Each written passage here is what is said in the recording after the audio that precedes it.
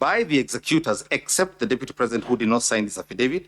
These are the two remaining executors who have signed it, explaining between pages 4 and page 9 everything that was done in accordance with the law and in accordance with the law of succession, and that no one's property was taken away.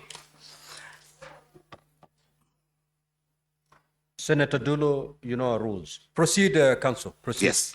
Now, I've been asked some questions about the issue of the Murang'a video and about the shareholder agreements and whether two wrongs make a right.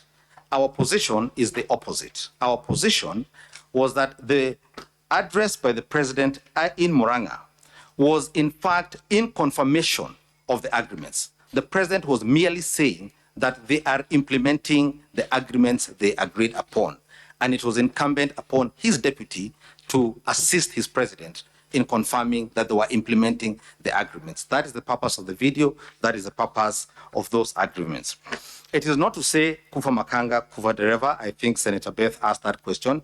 It is to say Okoeni makanga na muokue dereva. That is what we're asking you to do this morning. Senator, I believe Eddie,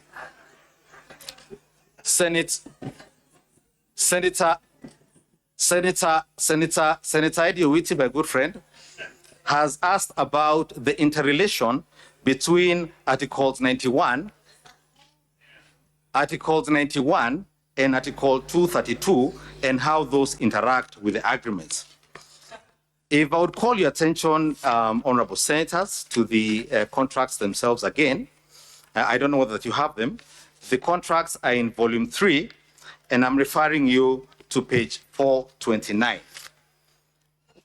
At page 429, this is what the agreement said, and I'm reading, this is the primary agreement that was signed between UDA and between Fort Kenya and ANC. This is what it said. Further terms, parameters, and details of the sharing of positions of responsibility in the national government pursuant to this article shall be contained in a separate schedule to this agreement, which schedule shall be negotiated and executed before the date of the general election scheduled on 9th August. So there were subsequent agreements executed on how these shares were to be divided and to be implemented. That is issue number 1. But issue number 2, the parties gave themselves some room, and you'll see this at page 430. This is Article 22, Subarticle G. Notwithstanding the content of this article, the founding member parties hereby commit to make any adjustments that may be necessary to accommodate the development priorities of other parts of the country to ensure equitable distribution of Kenya's national resources and wealth for the benefit of every citizen and every part of Kenya. When the Deputy President takes a stand, we will be demonstrating to you with videos where both he and his boss, the president, went out of their way to say that the voting did not matter to how they were going to implement the development agenda. I think I was asked whether there are any contracts or agreements that were signed on behalf of Mount Kenya. I did not see any. We don't have any thus far. There were several parties from Mount Kenya, but they did not negotiate anything. Then an important question. The Deputy President did not say the government is a company. When you read the statements, he was making an example. It's like a company. It was a tool to explain a document. That's all he was doing.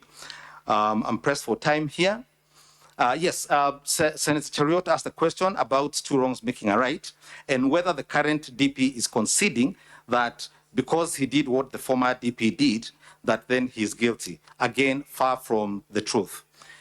We are asserting, when you read the documents, the documents at page 412, this is the article where the president spoke, the former deputy president spoke in Moyale.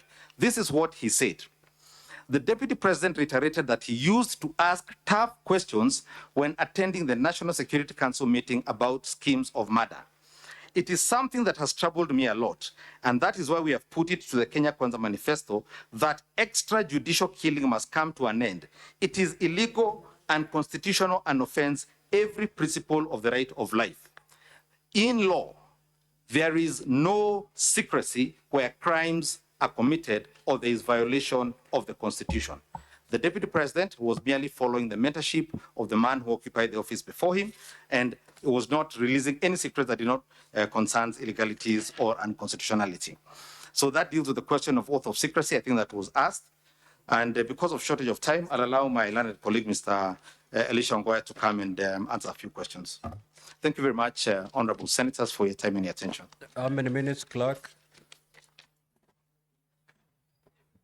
Mr. Speaker, 3 minutes will be enough for me. No, we need to know how much time you have. You have 2 minutes. Okay. Thank you, Mr. Speaker. Ongoya for the Deputy President.